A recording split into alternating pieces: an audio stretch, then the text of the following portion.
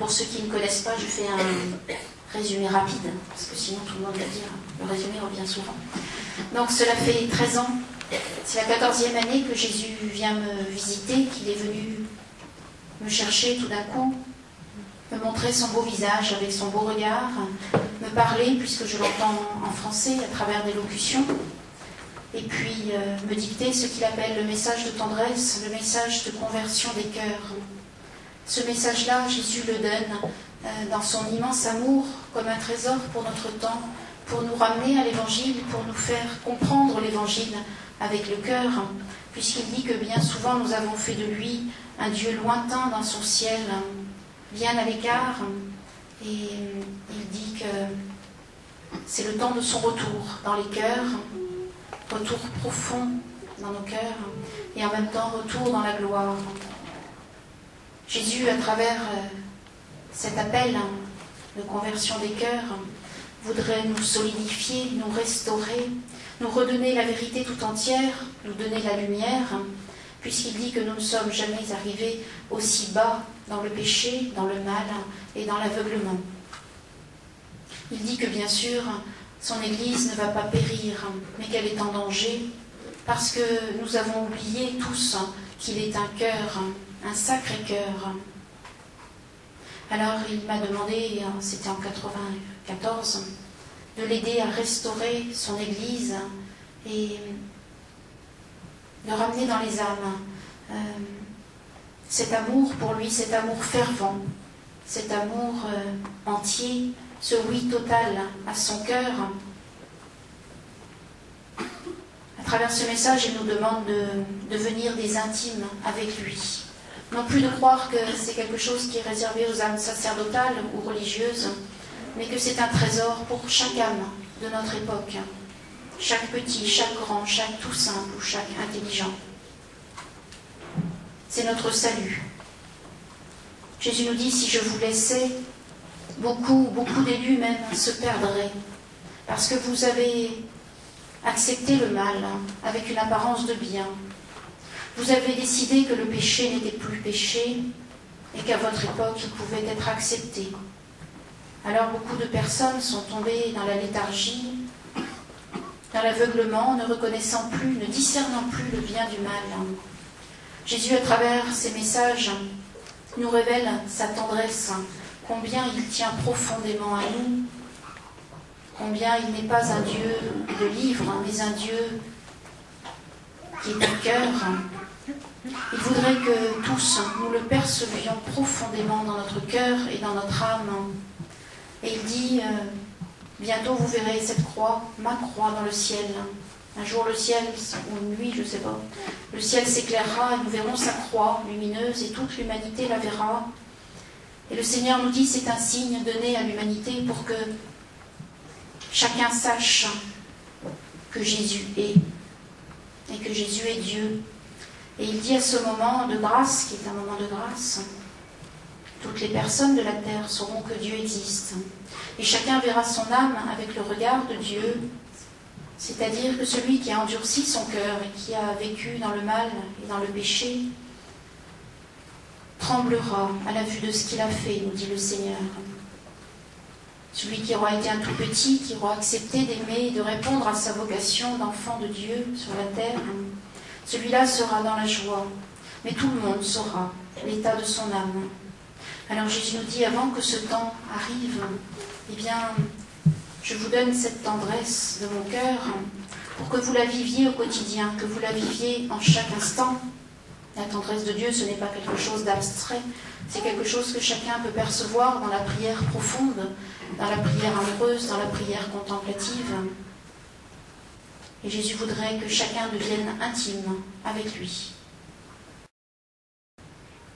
Jésus nous dit, pour que vous puissiez percevoir cet amour que je vous porte, cet amour qui dépasse tout ce que vous imaginez, cet amour qui va vous donner de vous décider pour mon cœur, il faut que vous me choisissiez librement, il faut que vous soyez purifiés de tout ce qui n'est pas moi, il faut que vous demandiez à Dieu de faire tomber vos barrières, de manière à ce que l'amour puisse rentrer en vous. Jésus nous dit que notre premier péché, c'est le péché d'orgueil, c'est le péché de vouloir organiser toute notre vie sans Dieu ou en reléguant Dieu à une deuxième place. Si Dieu nous demande d'être premier dans notre cœur, c'est justement parce qu'il veut nous élever dans son amour. Il veut élever notre intelligence, il veut élever notre âme, notre cœur, il veut nous épanouir et nous donner le bonheur. Mais il y a aussi le démon qui traîne et qui, jaloux de l'amour de Dieu pour nous, essaie de nous envahir et de nous emmener dans les ténèbres, nous faisant croire que Dieu est un Dieu qui va nous faire souffrir. Dieu n'a jamais donné la souffrance. La souffrance ne vient que parce que l'homme pense mal, ou choisit le mal, ou agit mal, et donne ainsi du pouvoir à tous les démons pour nous faire souffrir, nous envoyer des maladies, nous envoyer des divisions et des guerres. Mais si nous nous décidons à aimer Dieu, à le choisir, eh bien Dieu peut agir pour nous guérir, nous épanouir, nous donner un bonheur sain et simple, un bonheur quotidien même dans les petites choses. Alors Jésus nous dit, c'est à vous de choisir maintenant, dans ce temps qui est le nôtre. Aujourd'hui, c'est Notre-Dame de Fatima. Vous savez qu'à Fatima, Marie a annoncé ce temps terrible que nous vivons maintenant, qui est un petit peu un combat entre les ténèbres et le ciel. Jésus a dit à votre époque, il n'y a plus de place pour les tièdes. Parce que soit vous voudrez aimer entièrement et connaître le cœur de Dieu et ainsi vivre, et que laissez Dieu vous restaurer, ou bien vous serez tiède parce que vous n'avez pas dit un oui total, et à ce moment-là, le mal, le démon vous entraînera de plus en plus bas, et dans ce sens, même les élus tomberont. Jésus a dit maintenant, il faut vous décider pour Dieu si vous voulez être sauvé, si vous voulez vivre, si vous voulez quitter toutes ces dépressions qu'il y a à notre époque et qui viennent du péché, si vous voulez enfin vous laisser réépanouir par le Seigneur, si vous voulez bien qu'il soit intime avec vous, à ce moment-là, le monde retrouvera la paix et l'amour. Et ça, c'est pour notre temps, a dit Jésus. Que notre assemblée de prière soit notre prière à tous, profonde, et puis que nous chantions aussi, parce que Jésus insiste pour que notre conversion soit une conversion joyeuse et profonde. Et celui qui se décide entièrement pour Dieu trouve la joie divine. La joie divine, c'est la joie que donne la présence de Dieu ressentie au plus profond de votre cœur. Et c'est une joie qui ne part jamais, malgré n'importe quelle souffrance. Vous savez que sur la terre, humainement, il y a parfois des très grosses souffrances et où tout semble s'écrouler. Mais celui qui dit un grand oui dans son cœur à Jésus et à Marie, celui-là aura la consolation divine de Dieu en chaque instant. Parce que Jésus jamais ne vous laissera.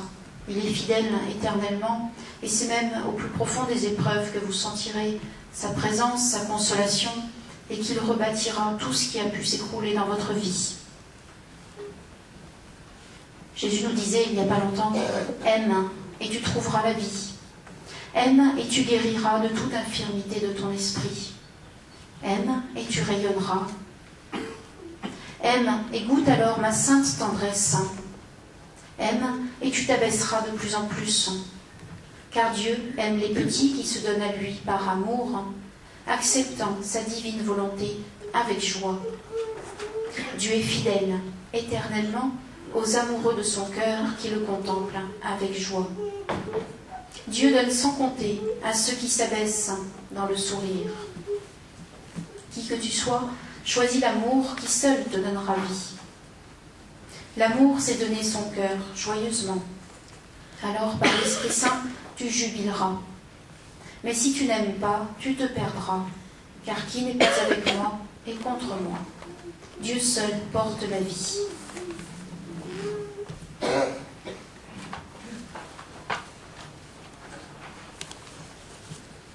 Lorsque nous chantons, Jésus nous demande de chanter pour lui, avec la joie dans notre cœur, et d'oublier même jusqu'à nos propres épreuves, d'oublier jusqu'à notre moi, et être là pour lui, dans l'amour. Et vers toi que je me tourne.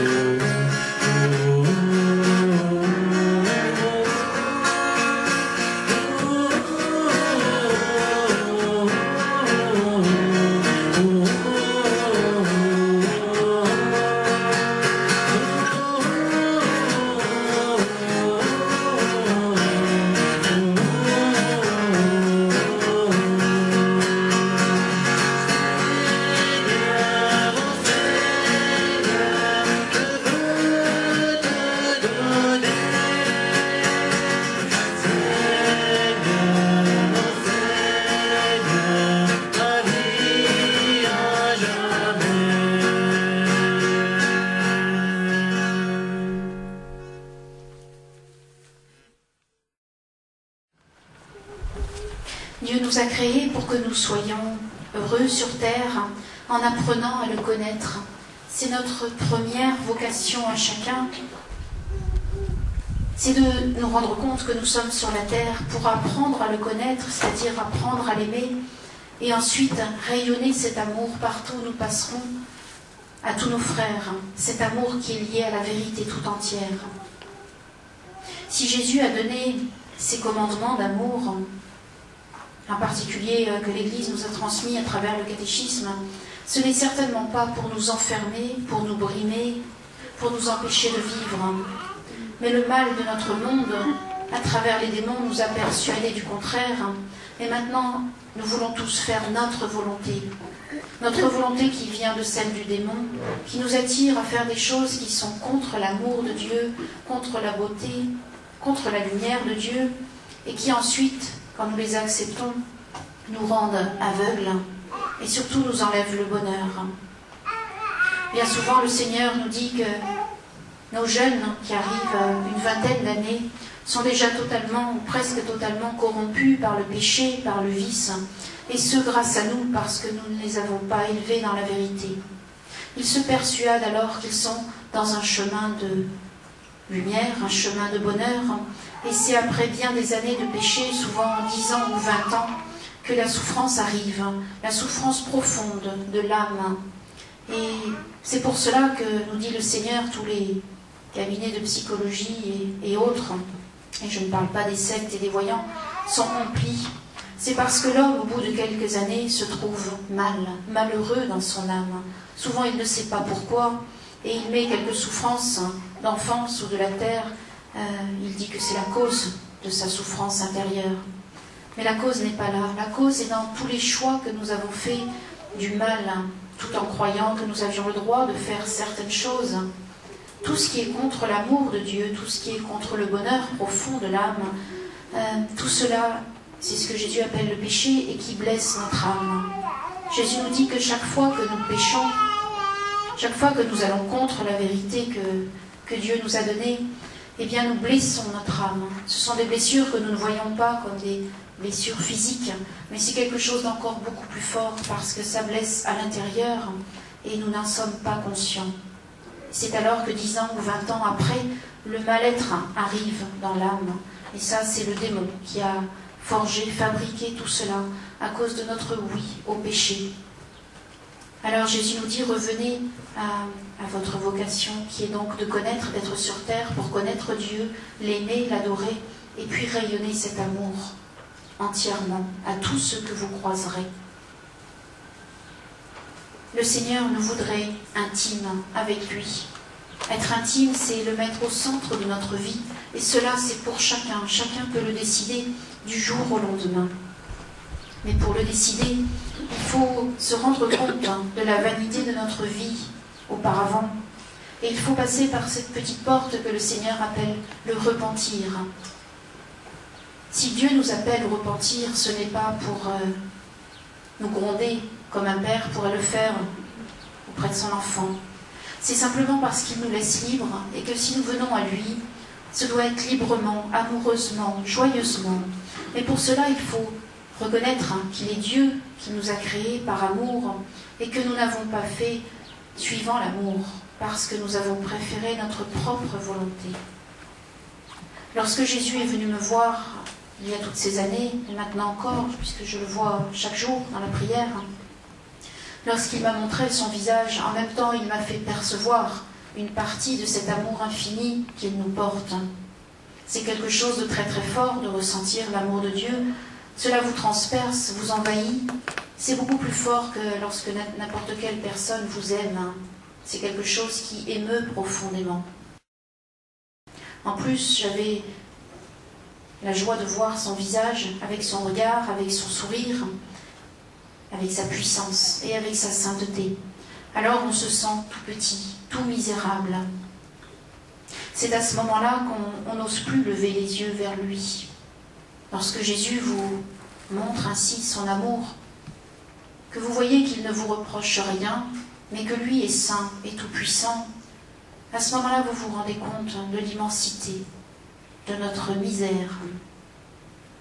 C'est alors que nous avons besoin de courir dans ce sacrement de réconciliation pour être lavés, pour être purifiés, parce que chaque fois que nous allons donner au Seigneur tout ce qui a été erroné et mal dans notre vie, il va laver cela avec son amour, il va le purifier et il va nous débarrasser des blessures attachées à ses péchés.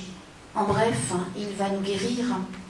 Et lorsque nous plongeons dans ce sacrement, Jésus nous serre contre son Sacré-Cœur vraiment profondément, parce que c'est un peu notre oui. C'est dire à Jésus, oui, je me suis trompée, j'ai fait des tas de choses mauvaises parce que je me suis laissée égarer, mais maintenant je te demande la guérison, je reconnais que ce que j'ai fait n'est pas la vérité, n'est pas la lumière, n'est pas l'intelligence, ni la sagesse, et que cela m'empêche de vivre dans l'amour. Alors je te le donne, et à ce moment-là, Jésus guérit profondément les âmes. Un jour, j'ai parlé, il n'y a pas très longtemps, avec Léandre Lachance, que j'aime beaucoup, et puis il me disait que là-bas, au Canada, il y avait je crois que c'était un psychiatre qu'il connaissait, qui était chrétien, et le psychiatre témoignait à la télévision canadienne, dans une grande chaîne, je crois, qu'il avait tout essayé par ses moyens psychiatriques ou psychologiques pour guérir les âmes, et qu'il s'était heurté aux limites de son métier. Et alors, il avait vu qu'il y en avait un seul qui pouvait guérir toutes ces âmes en dépression, en détresse. C'était Jésus, à travers le sacrement de réconciliation. Et il a témoigné de cela devant des tas de personnes, en disant que là où le médecin ne pouvait plus, Jésus, lui, pouvait, à travers le sacrement de réconciliation, puisqu'il reconnaissait que si nous sommes blessés, si nous allons mal, c'est à cause du péché. Alors je voudrais vous dire à tous que nous sommes tous de vrais misérables, et plus nous avançons dans la lumière de Dieu, et plus nous nous en apercevons.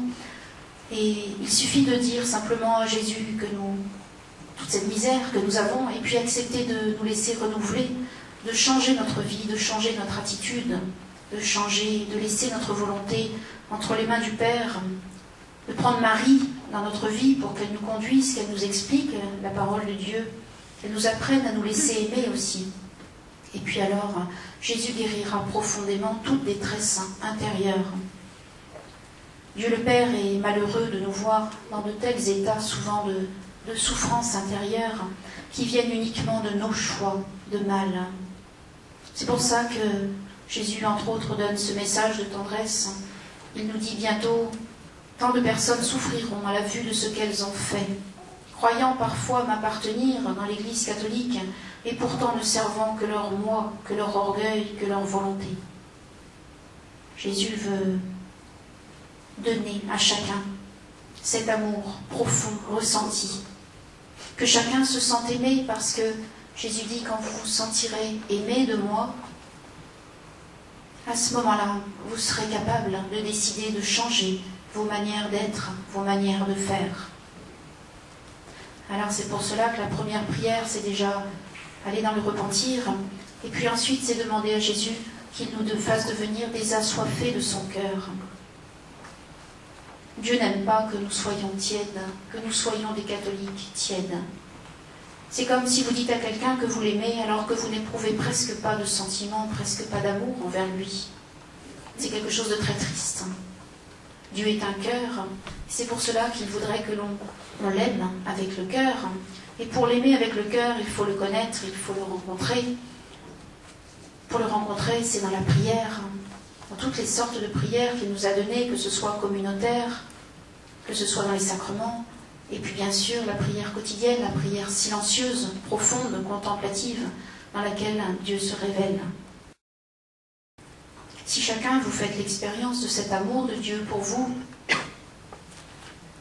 à ce moment-là, vous prononcerez ce oui total à sa volonté, et votre vie changera, votre vie sera renouvelée, transformée.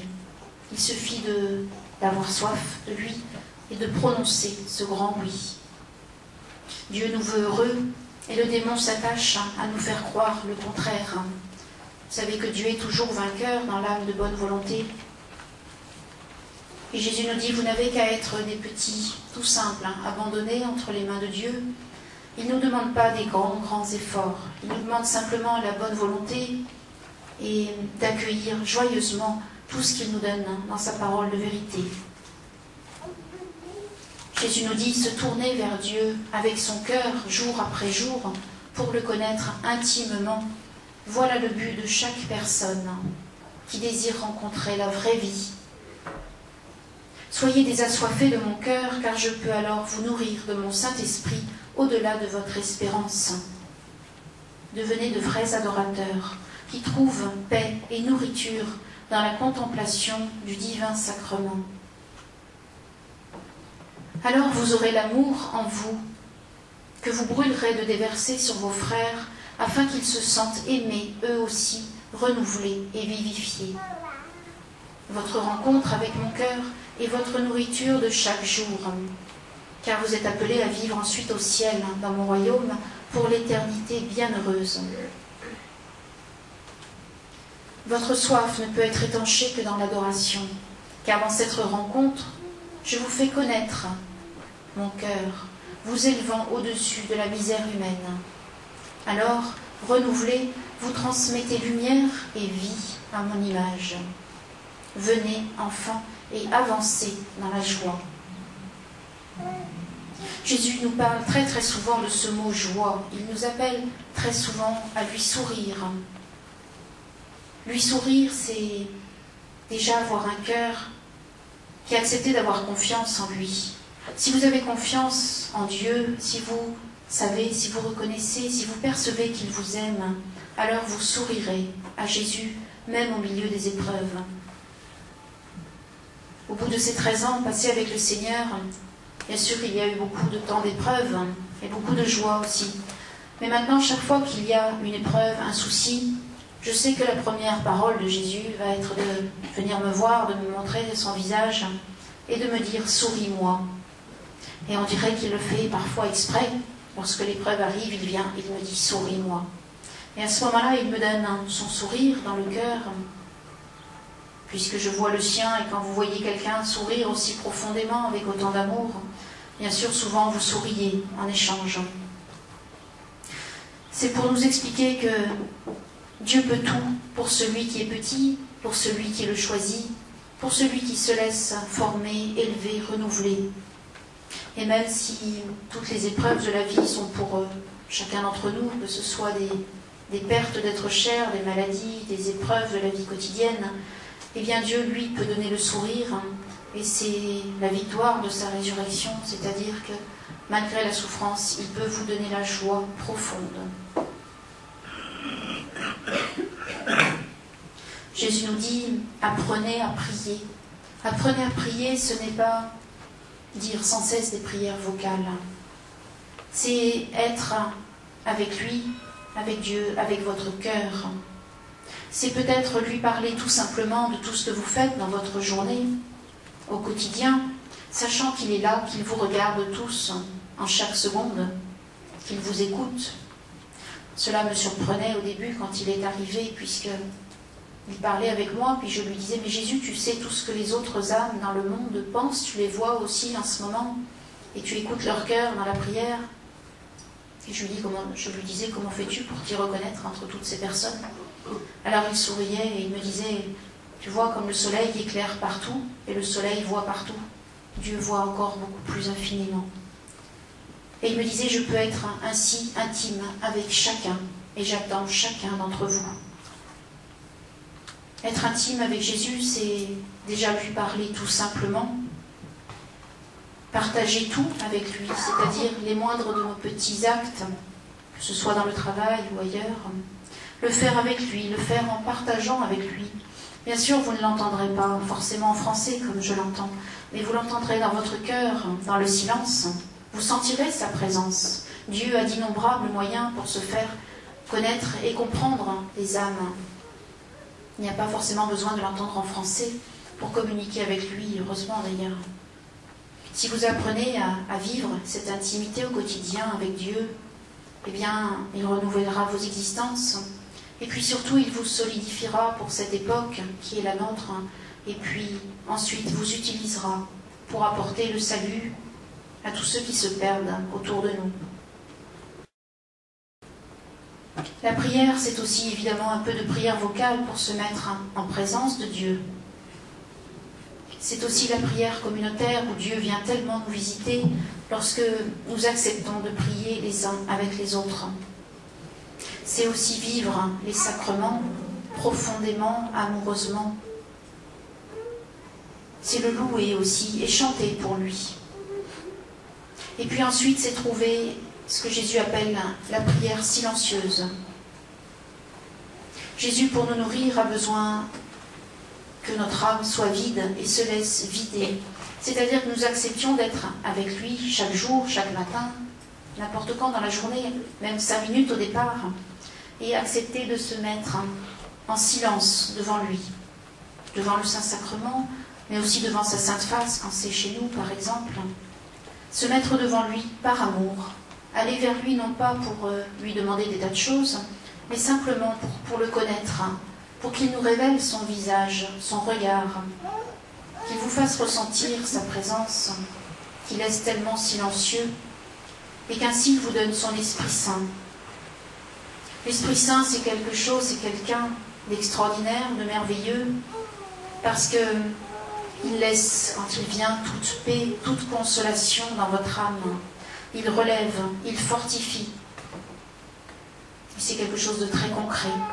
Mais pour ça, il faut lui laisser un petit peu de silence, un petit peu de temps, 5 ou 10 minutes déjà pour commencer, et arrêter notre flux de paroles et de pensées. Quand Jésus est venu, je lui parlais beaucoup, je lui posais beaucoup de questions. Et puis très vite, j'ai arrêté de poser mes questions parce que cela finissait par m'ennuyer et que de ce fait-là, je ne pouvais plus le contempler ni l'écouter. Alors Jésus nous demande à chacun de trouver ce silence pendant lequel il n'y a plus une seule pensée.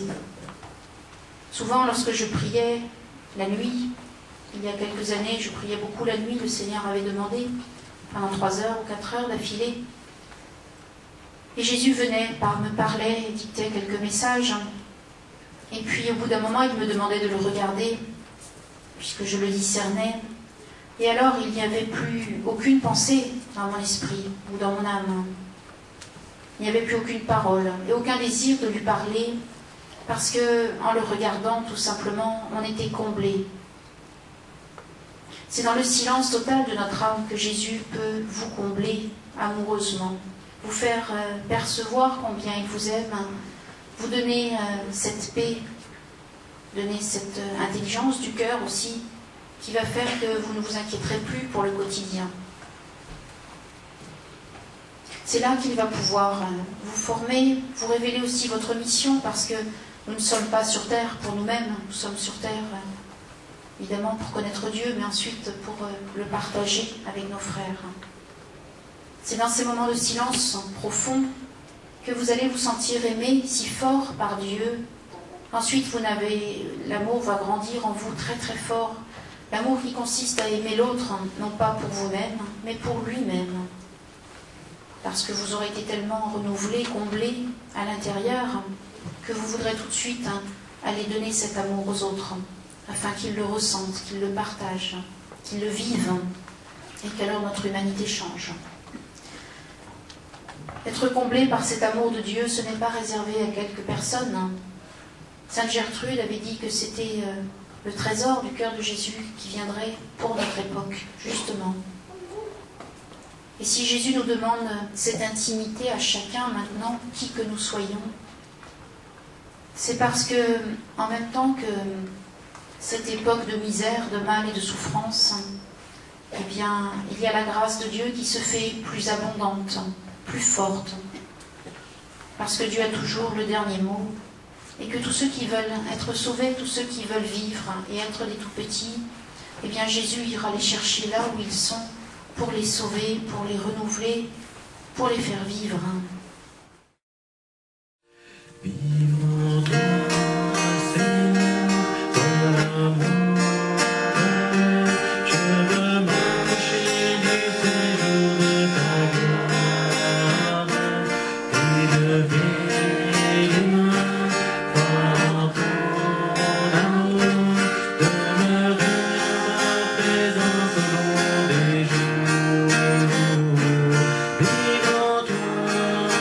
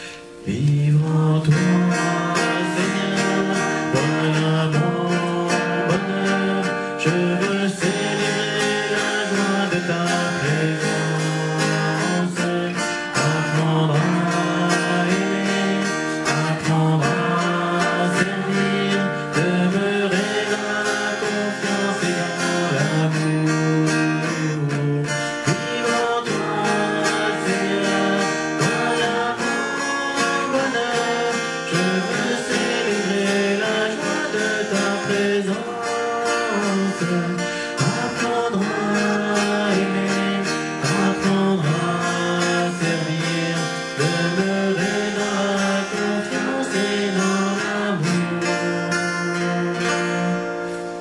Vivre en toi, Seigneur, voilà mon bonheur.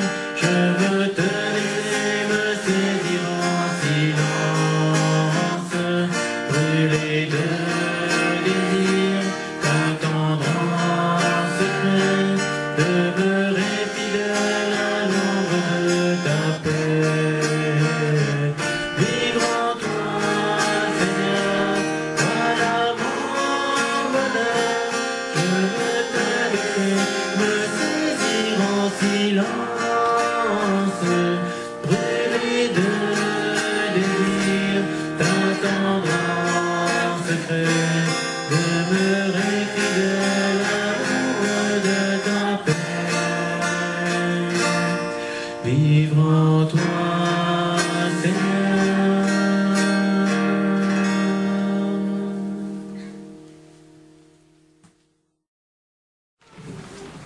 Jésus veut nous apprendre à vivre dans la paix. Mais la paix, c'est pas une paix tout simplement, la paix du monde ou une paix humaine. C'est la paix divine. Et la paix divine, c'est la paix de celui qui contemple le regard de Jésus au quotidien, tout simplement, qui vit uni à lui profondément et au cœur de Marie. La paix de Dieu, elle s'obtient, c'est la grâce du Seigneur dans celui qui a soif de Dieu du matin au soir, du soir au matin. C'est celui qui met le premier commandement dans son cœur, c'est-à-dire tu adores ton Dieu avant tout. Et si Dieu nous demande de l'adorer avant tout, c'est bien pour que nous soyons heureux et que nous trouvions le bonheur. Pour vivre la paix de Jésus dans notre cœur, il faut vivre saintement. Il faut être intime avec le Seigneur et il faut respecter sa sainte volonté. Si vous contemplez le regard de Jésus, ce sera quelque chose de tout simple, parce qu'il suffit de regarder 3 secondes les yeux de Dieu, les yeux de Jésus, pour que tout le reste n'ait plus aucune importance à nos yeux. La première fois que j'ai vu le visage de Jésus avec son sourire, cela est resté gravé en moi pour, je pense, jusqu'à ce temps que j'aille de l'autre côté. C'est quelque chose qui est plus fort et plus plein d'amour que n'importe quelle chose de la terre. Alors ensuite, quand vous contemplez Jésus ainsi, et c'est pour chacun d'entre nous, même si chacun le contemplera différemment, les choses du monde nous paraissent très fades. Et si Jésus veut être le premier dans notre cœur, c'est justement pour que nous nous rendions compte que la vie, notre vraie vie intérieure et profonde, elle ne peut se révéler que dans cette prière intime avec la Sainte Trinité et non pas avec les choses du monde. Si nous mettons Dieu en premier dans notre vie, nous deviendrons des tout-petits. Et alors, nous pourrons apporter la paix et l'amour dans le monde. La plupart des gens sur Terre aiment les relations avec les autres, tout simplement pour passer du bon temps et pour être aimés des autres. Mais ce n'est pas l'amour de Dieu. L'amour de Dieu, c'est vivre de son regard, vivre de son intimité, vivre de son Esprit Saint, et puis avoir été tellement comblé que vous voulez le transmettre à tous ceux que vous croisez. Au bout de quelques années, Jésus m'avait dit, tu sais, je t'ai retiré du monde les premières années où il est venu, il m'avait retiré toute personne autour pratiquement pour faire un désert. Et il m'a expliqué, il m'a dit, tu sais, je t'ai retiré du monde parce que tu avais beau être bien gentil avec tout le monde, ce n'était pas du tout l'amour de Dieu. Alors il m'a dit, je t'ai retiré pour te purifier, pour t'apprendre ce que c'est le véritable amour. Et au bout de 5 ans, où il m'a empli chaque jour, chaque nuit de sa présence, peu à peu il m'a appris ce qu'était l'amour des autres. L'amour des autres, c'est vouloir que tous vos proches fassent cette rencontre profonde avec Dieu. C'est qu'ils se sentent aimés au milieu de toutes leurs épreuves, de leurs souffrances. Et c'est qu'à leur tour, ils deviennent tout proches du Christ. Qu'à ce moment-là, toutes leurs difficultés personnelles trouvent des solutions parce que celui qui met Dieu en premier reçoit l'aide de Dieu, même dans toutes les petites choses de la terre. Jésus m'a dit, l'amour des autres, cela passe par ta toute petitesse. La toute petitesse, ce n'est pas très compliqué non plus. Il suffit de regarder Jésus dans l'adoration, devant la Sainte Face, devant une image sainte de lui, être un petit peu silencieux devant, et puis vous laisser nourrir, vous laisser aimer. Combien de fois à travers ce message, Jésus dit, laisse-toi aimer, laisse-toi profondément aimer. Parce que lorsque tu te sentiras aimé, à ce moment-là, tu n'auras plus d'amour propre, et ton orgueil aussi peu à peu s'éteindra. Ce qui mange la vie de tas de personnes sur notre terre, c'est ce fameux amour-propre, ce que Jésus appelle le moi qui nous empoisonne. C'est-à-dire que chaque fois qu'une personne vous fait une réflexion blessante, maladroite, quelqu'un qui persécute, eh bien, la plupart des personnes se trouvent troublées, se trouvent attristées, se trouvent blessées. C'est de là que viennent les divisions, et c'est comme cela que le démon travaille. Mais si vous êtes avec vos frères, non plus pour recevoir pour vous-même, mais pour les aimer pour eux-mêmes, parce que vous êtes comblés dans votre cœur, et que vous n'êtes pas avec eux pour leur demander quelque chose, eh bien alors toutes les relations changeront. Les premières années, lorsque je rencontrais une personne qui n'était pas très contente, j'étais la première à en souffrir. Et ce que Jésus appelait la mauvaise hypersensibilité. Vous savez, comme des enfants qui pleurent pour un rien dès qu'on leur fait une remarque qui ne leur plaît pas. Ce que Jésus appelle la mauvaise sensibilité ou l'amour-propre.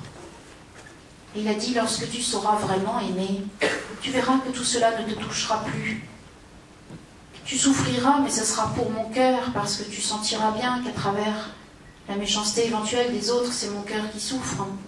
Mais tu ne souffriras plus pour toi-même, parce que tu te rendras compte que rien ne t'est dû, sauf mon amour.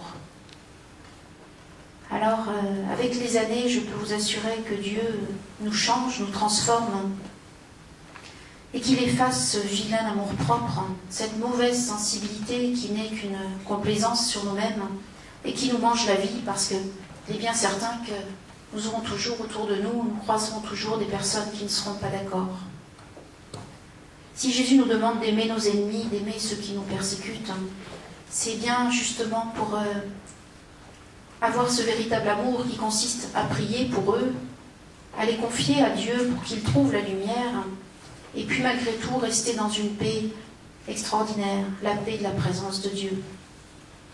Si nous avons de l'amour-propre, si nous sommes toujours prêts à être attristés parce que les autres peuvent penser de nous, eh bien nous semons la division. Et nous ne sommes pas encore dans l'amour, nous ne sommes pas encore dans la toute petitesse. Jésus veut nous libérer de ce moi qui nous emprisonne simplement par l'intimité avec lui. Vous savez bien que lorsque nous voyons deux amoureux ensemble, éperdument amoureux l'un de l'autre, eh bien, ils peuvent bien rencontrer 3 ou 4 personnes qui vont leur crier des injures. Cela leur sera complètement indifférent, parce qu'ils s'aiment tout simplement, et que leur amour comble leur vie et leur journée. Alors ils n'auront même pas une réaction dure envers celui qui peut les agresser au passage. Cela leur sera indifférent. Avec Jésus, c'est pareil. Et encore évidemment beaucoup mieux, parce qu'il nous comble de son regard de tendresse, de son regard de vérité, de son Saint-Esprit. Et alors, il n'y a même plus de place pour la colère, pour la rébellion, pour l'amour-propre, pour toutes ces choses-là qui ne viennent pas de Dieu. Jésus nous dit que la véritable conversion, elle passe par là. Non pas écraser notre amour-propre avec nos grands efforts, mais simplement le faire en nous abaissant devant Dieu et en lui demandant à lui son amour. Jésus nous dit, vous devez tous être en paix et joyeux lorsque vraiment vous voulez vous convertir. La paix, Jésus la donne toujours à l'âme de bonne volonté. Celui qui n'a pas encore la paix dans son cœur, il doit chercher où est la barrière. La barrière, c'est souvent notre orgueil, c'est souvent notre absence de sacrement de réconciliation. Même si nous faisons de notre mieux, nous avons des tas de misères. Et Jésus nous demande de plonger dans le sacrement de réconciliation très très régulièrement. Parce que c'est cela qui nous guérit jour après jour. C'est un sacrement de guérison. Padre Pio se confessait tous les 4 jours. Et alors qu'il était, je pense, largement saint déjà. Jésus nous dit, pour guérir, il faut plonger dans ce sacrement.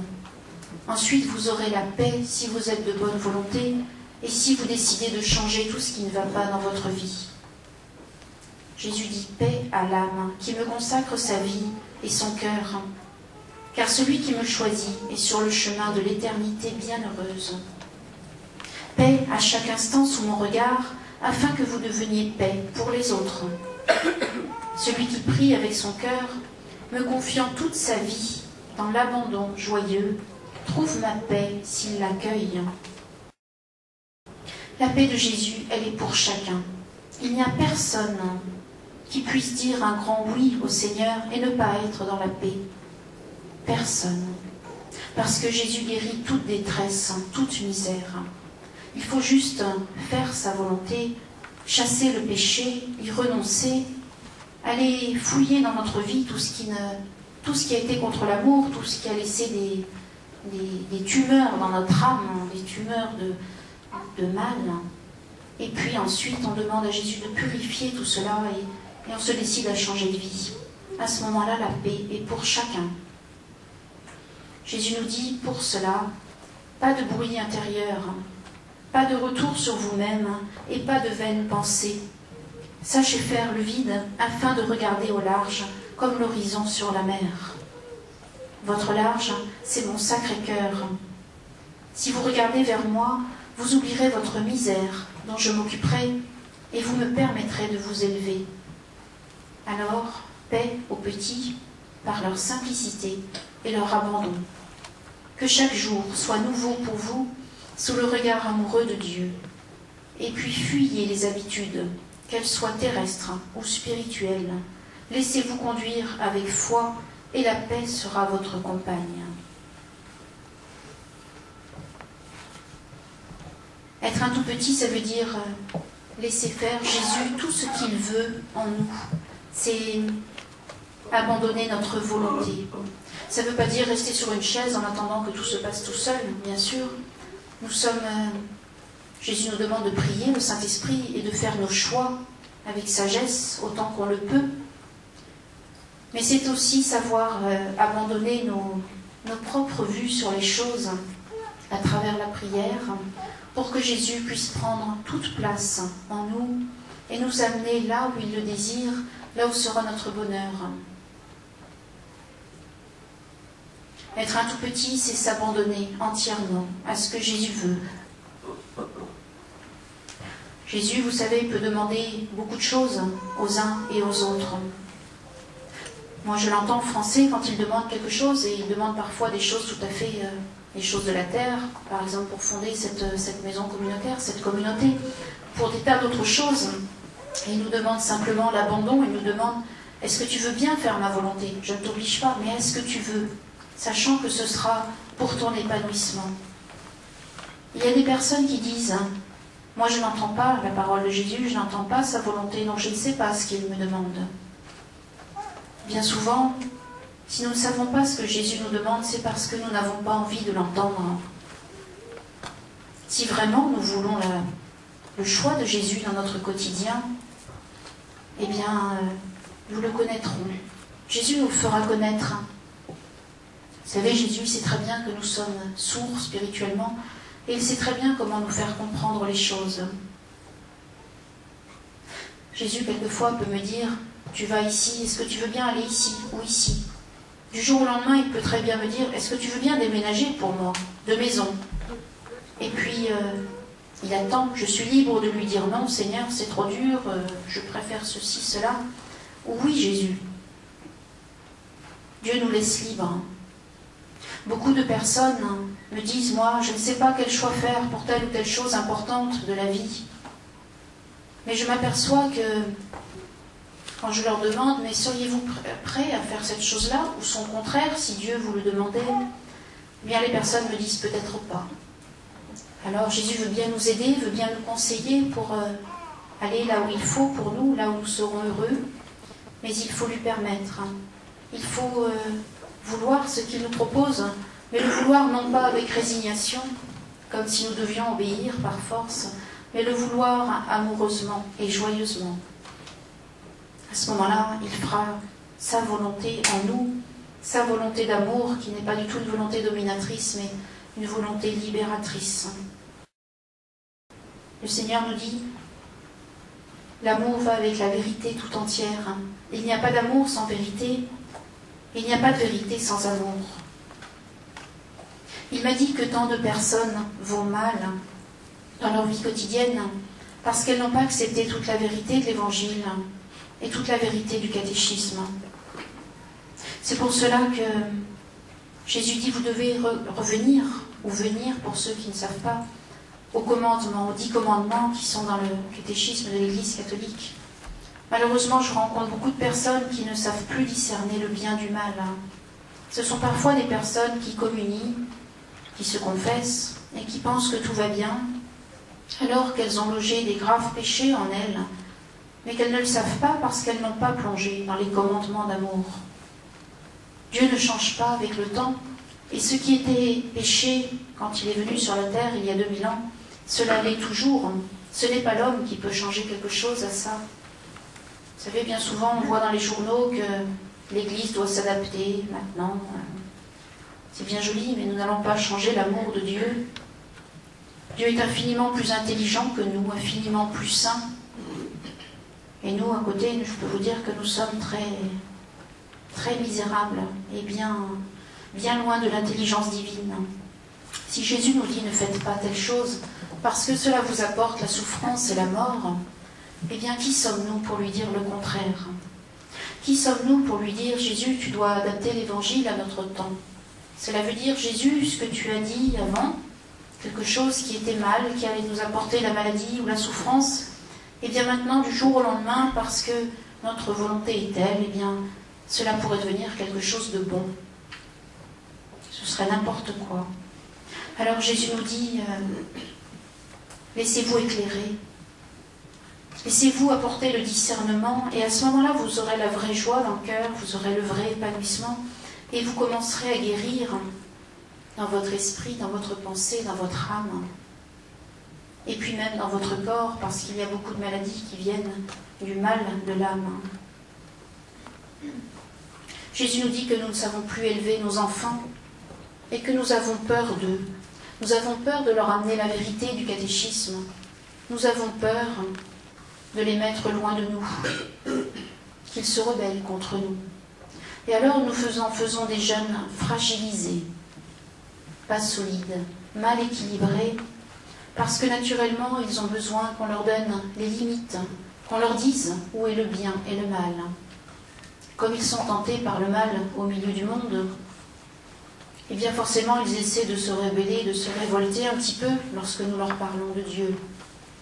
Mais en même temps ils cherchent le salut, c'est un appel au secours, pour chercher la vérité tout entière.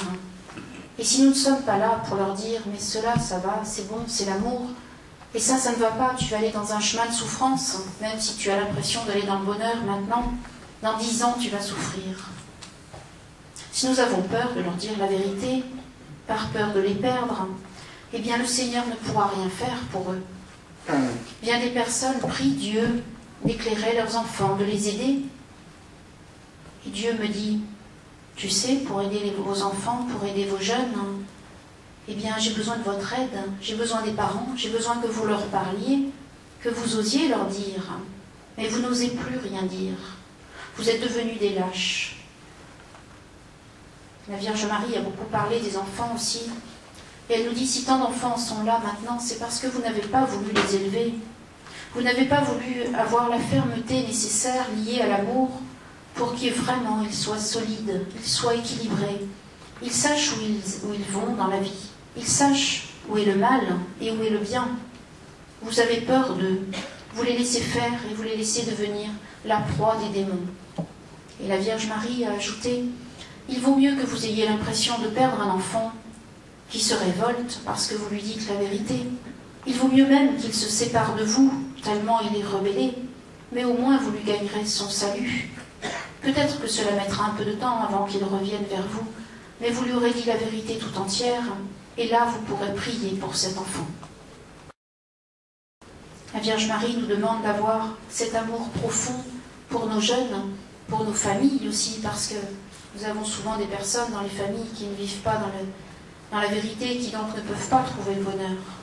C'est parfois difficile de parler, c'est vrai, mais si vous vous laissez combler par Dieu dans la prière contemplative, eh bien vous n'aurez pas de mal à le faire. Vous le ferez dans l'amour, vous le ferez en restant dans la paix, et au moins vous aurez proposé la vérité à tous ceux qui vous entourent. Alors Dieu vous bénira, parce que vous aurez œuvré pour lui. Il est bien plus facile de se taire face au mal, face au péché, en se disant « je suis dans la charité, puisque je n'élève pas la voix, je ne dis rien ». Ce n'est pas la vraie charité. Jésus a besoin de nous tous, nous sommes baptisés, et comme baptisés, nous avons cette vocation de porter l'amour et le salut à nos frères. Du jour au lendemain, un frère sur notre chemin qui vit dans le péché, l'erreur, peut mourir par accident, bêtement.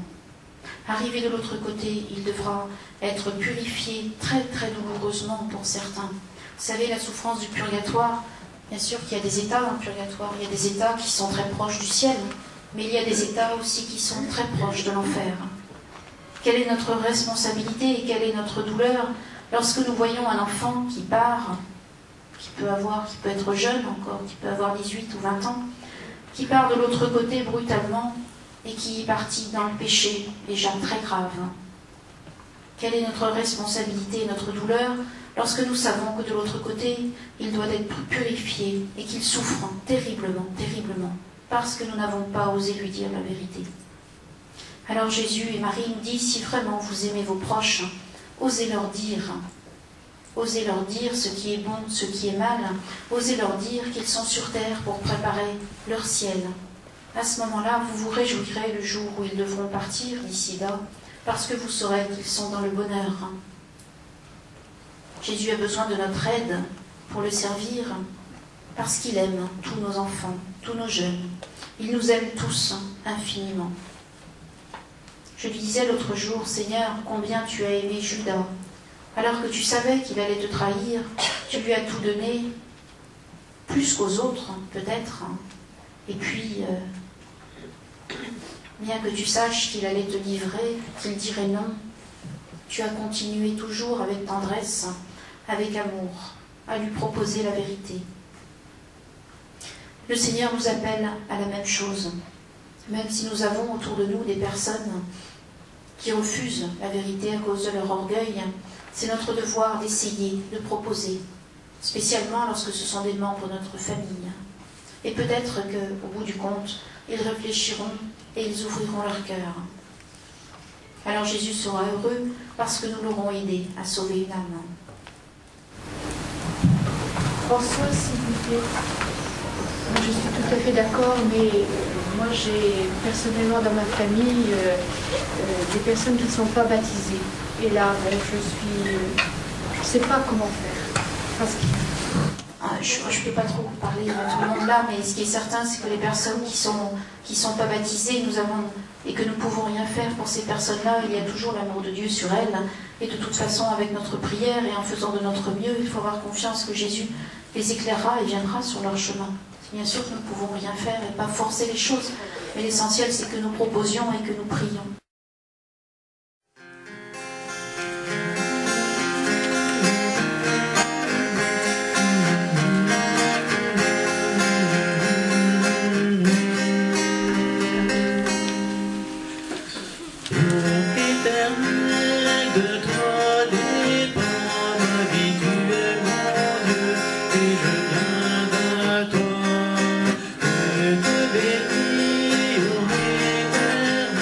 Toi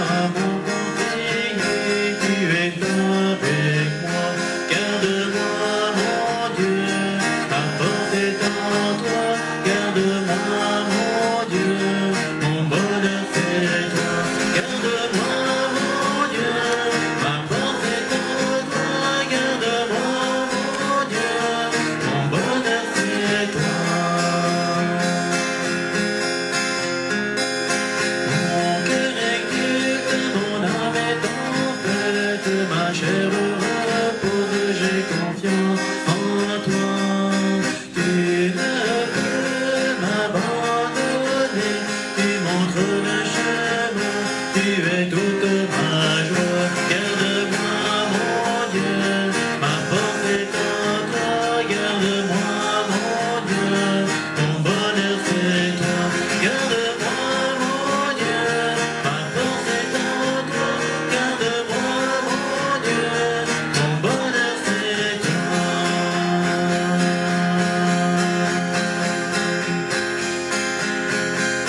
Ô Éternel, de toi dépend ma vie, tu es mon Dieu, et je viens à toi. Je te bénis, ô Éternel, toi mon conseiller, tu es avec moi. Garde-moi, mon Dieu, ma force est en toi. Garde-moi, mon Dieu, mon bonheur c'est toi. Garde-moi, mon Dieu, ma force est en toi. Garde-moi, mon Dieu, mon bonheur c'est toi.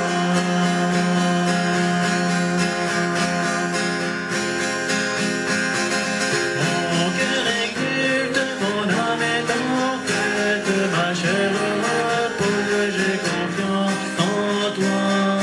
Tu ne peux m'abandonner, tu montres le chemin, tu es toute ma joie. Garde-moi, mon Dieu, ma force est en toi. Garde-moi, mon Dieu, mon bonheur c'est toi. Garde-moi, mon Dieu, ma force est en toi. Garde-moi, mon Dieu, mon bonheur c'est toi.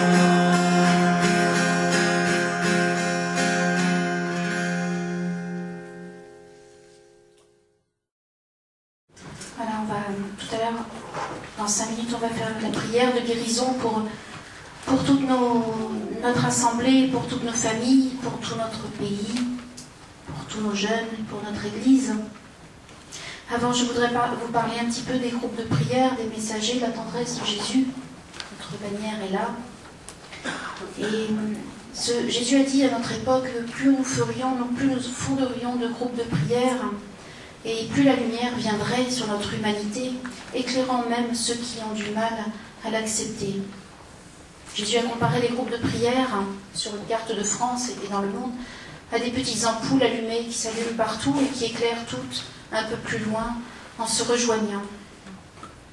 Les messagers de la tendresse de Jésus, il y a 150 groupes maintenant, en France et à l'étranger, à peu près 80 en France et le reste à l'étranger. Et ce sont des personnes qui veulent vivre de cette intimité simple et profonde avec le Seigneur, avec l'aide de Marie. Ce sont des personnes qui veulent ensuite rayonner l'amour et la vérité à ceux qu'ils rencontreront pour les aider à se laisser restaurer par notre Dieu d'amour. C'est les remettre dans le chemin de notre Sainte Église catholique. C'est les inviter à vivre les sacrements et c'est surtout partager cette profonde prière silencieuse pour connaître intimement l'amour de Dieu pour nous. Donc dans ces groupes de prière, il y a un temps de louange, puisque Jésus nous dit que la louange nous guérit tous. Il y a un temps de prière avec le chapelet. Il y a une méditation d'un message tiré dans les livres du Seigneur, en lien avec un passage d'évangile aussi. Et puis lorsque nous le pouvons, il faut inviter un prêtre pour vérifier que dans le groupe de prière, tout est catholique, je dirais, tout va bien, et ne pas laisser l'égarement spirituel venir, parce que l'égarement spirituel, malheureusement, le Seigneur dit que c'est aussi très fréquent, qu'il faut veiller à avoir les pieds sur terre et mettre de l'ordre là-dedans. Donc la présence d'un prêtre est très bénéfique lorsque c'est possible. Et puis régulièrement, nous essayons d'organiser une rencontre des bergers, des groupes de prière, de manière à savoir comment ils évoluent tous, comment le Seigneur œuvre à travers eux et combien l'Esprit Saint agit aussi. Si vous voulez fonder un groupe de prière, il y a les adresses de Monique Monnery, sans doute sur le stand. C'est une personne dans le sud de la France qui est un petit peu le lien entre les personnes et entre les groupes de prière et moi. Et puis, il y a aussi cette fondation de communauté qui sera la fondation de Marie, Notre-Dame de France, le cœur de tendresse de Jésus. Cette communauté qui aura des frères consacrés, des laïcs au départ, des frères et des sœurs consacrés, et aussi des couples qui auront élevé leurs enfants et qui seront appelés à se consacrer ainsi au Seigneur. Ça sera la maison de Marie. C'est-à-dire que c'est Marie qui apprendra aux frères, aux sœurs, à tous les consacrés, à aller vivre cette intimité avec Jésus au quotidien. Et cette maison aura beaucoup de place pour la louange, beaucoup de place pour une vie toute simple, au quotidien, parfaitement équilibrée, parce que Dieu nous dit que nous ne savons plus vivre au quotidien. Et donc la deuxième mission de cette communauté sera d'accueillir les personnes qui le voudront pour un temps de ressourcement spirituel, où Jésus viendra guérir et restaurer à travers les frères et les sœurs consacrés, apprendre à se laisser aimer de cet amour de Dieu, apprendre à tenir la main de Marie pour avancer. Et Dieu nous dit qu'il nous solidifiera tous à travers cette fondation qui sera comme un phare dans notre pays, avec d'autres bien sûr, pour ramener les âmes dans le chemin du bonheur, le chemin de l'épanouissement. Et cette fondation sera donc au bord de la mer, puisque Jésus a dit « Regardez au large pour guérir ». Regardez vers Dieu pour guérir de toutes vos infirmités, qu'elles soient de l'esprit ou du corps. Jésus nous dit, si vous regardez à l'horizon, au loin, vous oublierez votre moi, et ainsi moi je vous guérirai profondément. Nous avons trouvé la maison communautaire, je pense que beaucoup le savent. Nous nous sommes maintenant engagés et avons signé l'achat, et nous avons encore quelques mois, peu de mois, pour apporter la somme définitive que nous n'avons pas encore. Nous sommes allés dans la foi. Donc voilà, je laisse ça à votre prière, à l'action de Dieu et de l'Esprit Saint à travers vous. Et puis je vous demande de prier aussi pour que peu à peu l'Église nous aide dans cette fondation communautaire aussi. Même si nous avons beaucoup d'âmes religieuses et sacerdotales très proches, il nous faudra aussi la protection d'un évêque pour fonder, bien sûr, même si nous allons commencer en association de laïcs consacrés. Il nous faudra la protection de l'Église, puisque Jésus veut que tout se fasse en Église. Donc je confie ça à votre prière. Voilà, nous allons nous mettre debout pour la prière de guérison.